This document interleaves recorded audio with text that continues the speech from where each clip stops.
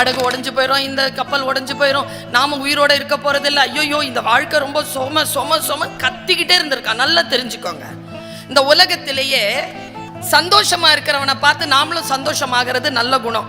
ஆனா அந்த குணம் நம்ம நிறைய பேர்கிட்ட இல்லை. ஆனா ஒரு குணம் இயற்கையே கொடுக்குது, சோகமா இருக்கிறவங்களை பார்த்த உடனே சோகமாயிருவோம். இந்த 2 பேரும் அதான் செஞ்சிருக்கிறாங்க. சந்தோஷமா கோயிலுக்கு வந்த நம்மள சொமன் இதே மாதிரி புலம்பிட்டு இருந்தா ஒருத்தன், சத்தமா புலம்பிட்டே இருந்தானா அதுல ஒருத்தர், நம்ம பேராசன் மாதிரி ஒருத்தர் இருந்தார். டேய் பிடிங்கடா அவனை, சரியில்லையே, எல்லாரையும் கலவரப்படுத்துறான், தூக்கி கடல்ல போடுங்க. தூக்கி கடல்ல போட்டாங்க. துடிக்கிறான் துள்றான். இதோ உயிர் போகும்போது குதிச்சு காப்பாத்திட்டாங்க. காப்பாத்தி கப்பல்ல போட்டாங்களா, கம்முன்னு வந்தான், சத்தமே இல்லை. இப்ப தெரியுமா அவனுக்கு புரிஞ்சு போச்சு, கடல் சுமையானது, அதிலிருந்து காப்பாற்றுகின்ற கப்பலில் நாம் இருக்கிறோம்.